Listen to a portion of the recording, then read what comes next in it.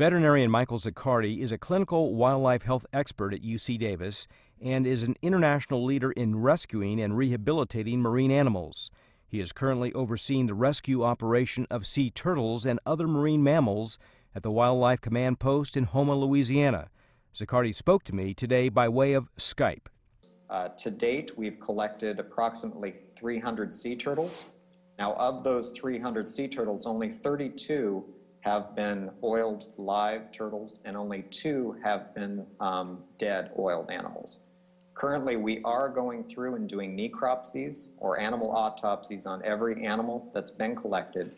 Those 32 live and 2 dead have been externally oiled. We're still in the process of determining if an internal oiling may have been the cause of their mortalities.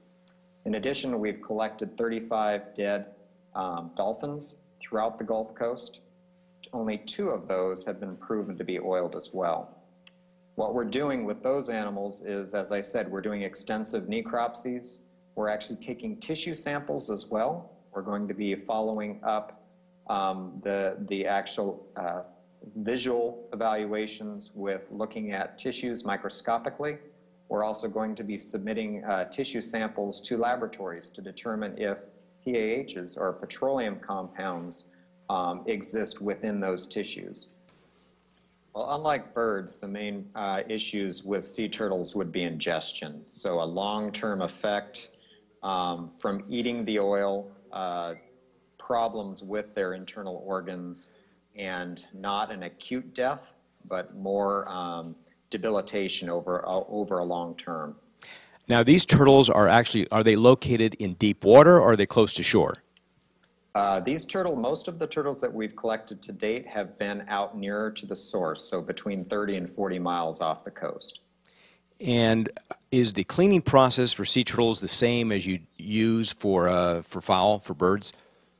It's very similar. It does take less time. Typically with birds, it takes an hour to an hour and a half to wash. With the sea turtles, it takes less time, but what we're finding is we actually have to repeat the washing process the next day just to make sure we're getting as much oil off of them as possible. And when you re-release the turtles, where do you release them? Well, currently we're actually airlifting them to Florida. We want to be as certain as we can that the animals aren't going to return back into an environment that can get them re-oiled, so we're not willing to release them off the shore here. His overall impression so far is?